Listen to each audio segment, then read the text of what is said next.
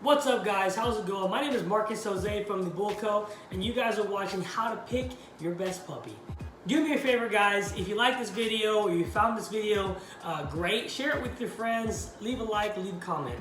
So without further ado, let's get right into it. So if you're like me and you've always wondered how to pick the best puppy or the best puppy for you and your family, or the best puppy for what you're trying to do, there's a couple things that you can actually do to look at the puppy to see what and how they might end up being, okay? Now the first thing that you have to know when choosing a puppy is why you're choosing a puppy. Why are you buying a puppy? Why are you adopting a puppy? This could range from a variety of things, of wanting a companion to go with you on trips, on fishing trips, on outdoor adventures, or maybe you want a companion to sit with you in your apartment or in your house and not have to worry about them chewing something up or being more distracted with things around them than actually you, okay? So today, what I'm going to talk to you guys about, or how I'm going to look at this, is if I'm a show breeder, show goer, a person who shows dogs, if I'm buying a puppy from a litter that I'm looking to show a dog from, what am I going to look for? What are the things that I look for in a puppy to get an idea of whether or not I'm able to show that puppy when the puppy's older? Okay? The first thing that you want to look for when you're looking for a show puppy is the proper drive. Now, this is an American Bully. We are going to talk in that context of what an American Bully show dog should be and what the American Bully standard is, okay? Now, the standard is that a dog is vigorous. It is filled with life. That is within the standard of the American Bully, but all too often, this drive that we're looking for, this vigor that we're looking for, is unfortunately bred out. People want dogs who are calm, relaxed, and that's great. But in order to have a show dog, you have to have a dog that looks alive, that looks like they like doing what they're doing or being asked to be done, okay? All right, so first thing is, the thing you're looking for is personality type. Is this dog outgoing, confident? Is this dog more, distracted with things or less distracted with things? Does this dog have the mental capacity as a puppy and growing up as an adult to be able to take being driven, being flown, being ridden in cars to a show, to be able to show and still keep that vigor, okay? All too often I see show dogs that either have not been bred correctly to have that type of personality, or they just get broken too soon, too early as a puppy, and all that vigor kind of goes away, okay? Now, the next thing that we're looking for is structure. Absolutely structure. Nobody wants to buy a dog, go into the show ring, and lose, okay? And the American Bully is very unique. I believe it's one of the very few breeds that you actually have to get the structure right on the dog, as well as the musculature and the bone or the girth of the dog, right? And I think that's what makes the American Bully one of the hardest dogs to breed, because you can't just have a well-structured dog, you have to have the type. It has to look like an American Bully. All too often do I see dogs on one side or the other. On this side, we have dogs with amazing structure, amazing drive, amazing movement, but they don't have the type or the look of an American Bully, okay? On this side, we have the dogs who look like American Bullies, who have the blocky heads, the cheeks, the overall musculature, the bone, but they don't have the structure of dogs on this side. What I hope to do and try to do is I want to marry those two together. And it's no shortcut. We've been doing this now for almost 8 or 9 years, trying to get to a point where we can have a structured dog, a well-bred dog that has those bully features. There are no shortcuts around it. So anyways, first, personality type. Second, structure. Okay, is the structure there? Now, when you're checking a puppy out to be purchased for, show going, there's a couple of things you want to look for first, okay? You want to set your puppy up in front of a mirror. Right now I can see it because it's on my camera, but in front of a mirror, okay? You want to hold underneath the chin here, hold underneath the chin, and hold right between the thighs, and you want to lift, okay? Now this should get the puppy to relax a little bit, and will show you structure when you lift the puppy, okay? One of the things that I don't like to see when buying a puppy are people who really stack their puppies, or on, you know, stack boxes, or maybe on a table like this, but, you know, are fixing things and then taking a picture and posting it and trying to give the impression that their puppy exudes these features. When the truth of the matter is you're setting the puppy up like that. When you hold this puppy in a way that shows their structure, okay? Now, if you do this right, the puppy should be relaxed, right? The puppy should relax, okay? No. Okay, you're okay. You're okay. Now, this girl's got a lot of drive, so we're gonna try to do this really calmly and try to get her to relax while we do this, okay? So we lift the puppy up, there you go, and you're gonna see real structure, okay? You're gonna see whether or not her arms are underneath her shoulders. You're gonna see the turn to stifle, if there's turn to stifle there. You're gonna be able to see a top line, okay? Now you can see as soon as I set her down, properly without having to fix too much, you're gonna see the sloping top line here. Sloping top line, okay? I didn't load the hocks. I didn't do any of that. This puppy has a great structure, okay? And that's what I look for when I'm looking to buy a show dog, okay? Now, is that the most important thing? I believe it's just as important as if the dog looks like an American Bully, right? And that goes back to what we were talking about earlier. One side or the other, and it can't be like that, especially with this young breed. This young breed has to be both because of the standard calls for both, okay? And there it is, all right? You're gonna see the shoulders, the arms right underneath the shoulders, straight down. What I also like to see is the plumb line. Where's the plumb line at on her true structure? Okay, there you go. See this right here? Right here. Okay. If this line, if you put a line down here and it goes and the toes are not there, that means the dog is either overstacked or there's something going on with the structure of the dog. Okay? This is how the dog should look like if you're using a natural stack for the puppy, okay? Now, I do like that she's fighting me. I don't want a puppy that's going to just let something happen. That means their drive is, you know, her drive is pretty up there, you know? Even with as comfortable and as a light a hand as I'm using, she's still trying to fight me on this, which for me, it's good. Okay, plumb line down in front of the toes, okay? Well, also what you want to see is you don't want to see them leaning over.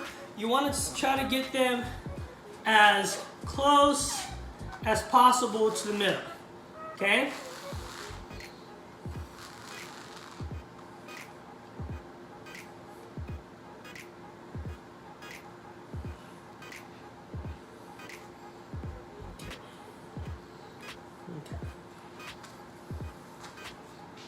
We're looking for a position where we're doing minimal fixes to the structure. Okay, now she's a little scared, so she's gonna get a little tight.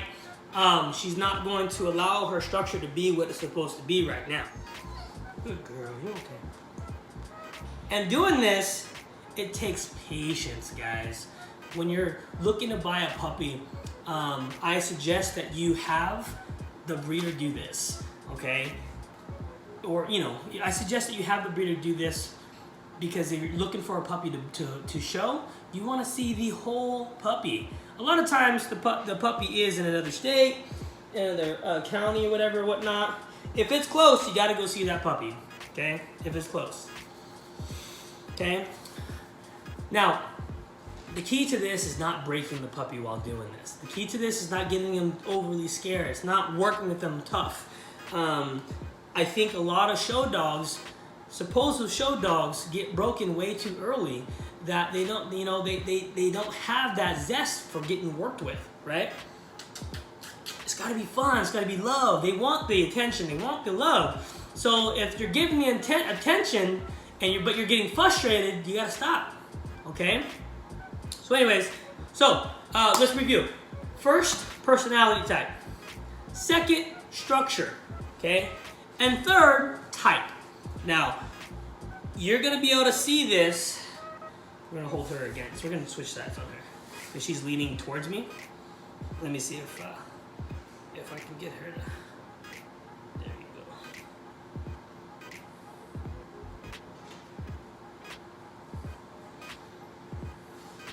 See, right now, she's overstacked. Right over, there you go. She just needs to let go. It's okay, it's okay. Good top line, good union, okay? Plumb line's there. Plumb line's there.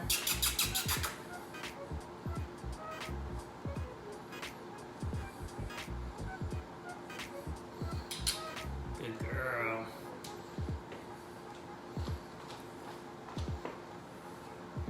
Good job. Good girl. Okay.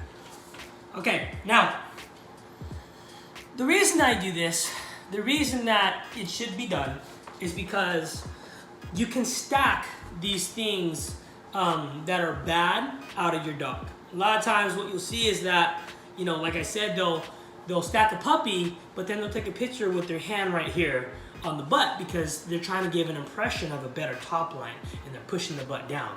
True structure is not. I chose to do a mat here. That way that, you know, if she does have any imbalances, slipping out, stuff like that, it'll show.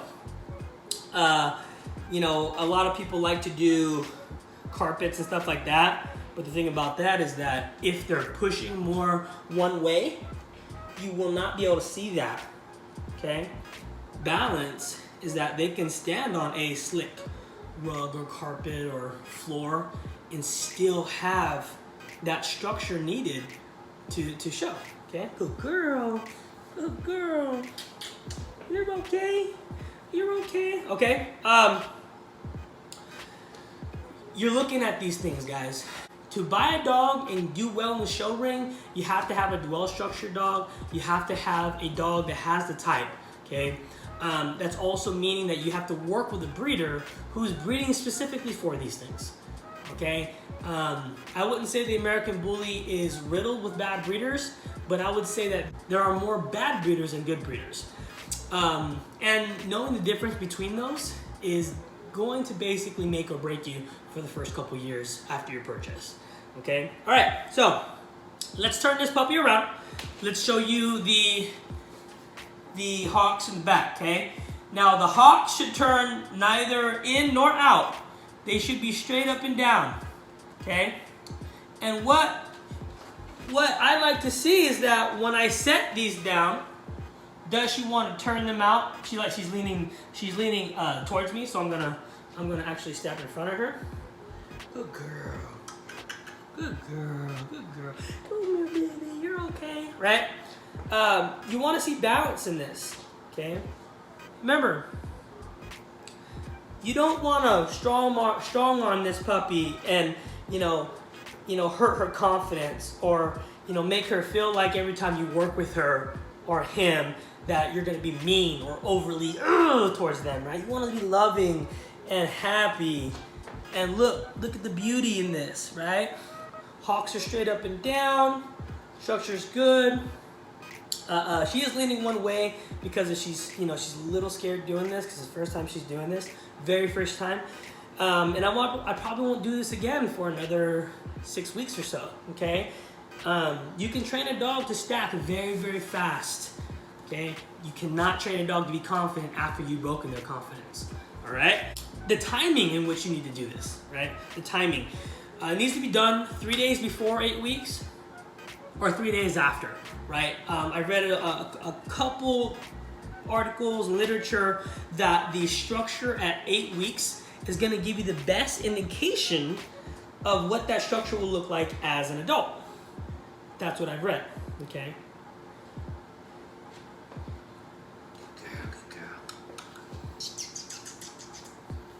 Good girl, you're okay. You're okay. All right, good girl. Okay, so yes, at 3 days before or 3 days after 8 weeks, okay? That's when you want to do this, all right?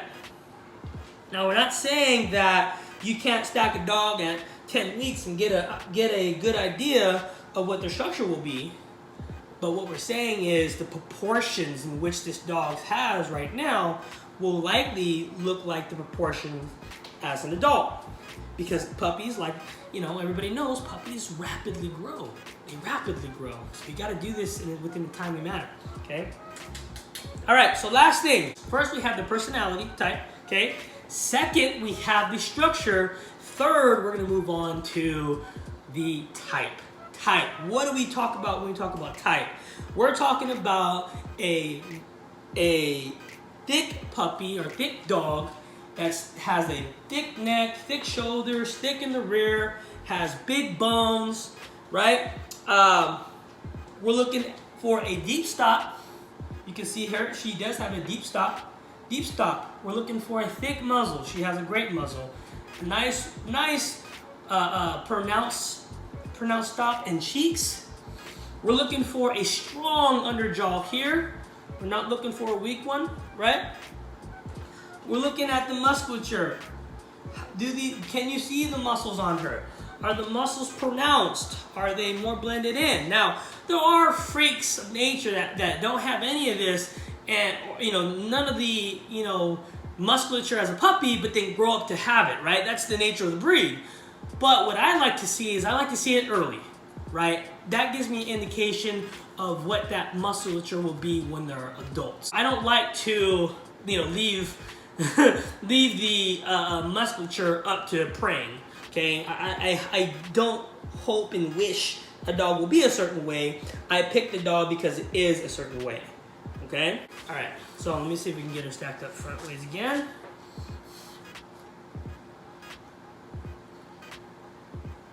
There it is, okay? All right, so it looks a lot better. She's a lot more calm now. The little things you're looking for, right? How tight or loose are the pasterns? They should have a slight flex in them. They should not go to the ground. They should have a slight flex. This comes from proper breeding. You need the flex because if it's too tight, they'll rip their tendon in there. If it's too loose, their pastern will touch the ground or be close to the ground, and we don't want that, okay? We want a nice, flexible, but you know, tight pastern, okay? Okay, we want a nice set low ear set, okay? Good neck, good top line.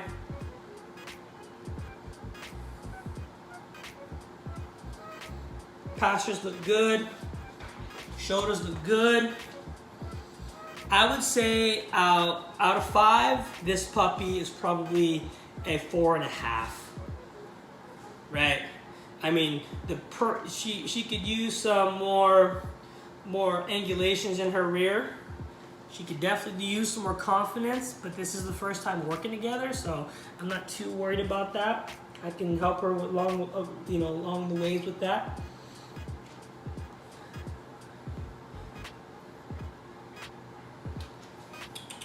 I'm gonna try to get her stacked up. Anyways, guys, the best way to know all these things, to find all these things, is to actually put your hands on a puppy and give yourself 20 to 25 minutes to work with that puppy to see if that puppy has what you need, okay? And that's the only way you're gonna, well, not the only way, you could get lucky, but this is the only educated way you can find a puppy that's gonna do the things that needs to be done in the show ring, so you can, you know, I would say prosper within the American Bully community. Okay, guys? I would not tell you guys to favor structure over type or bulliness, and I will tell you not to favor bulliness over structure. Okay, you need a balance of both. You absolutely need a balance of both. And there are dogs out there, breeders out there, that are breeding dogs that have both. And those are the type of people and breeders you want to work with. These guys have the things that you could be producing in later years. You have to start well, okay? Good girl.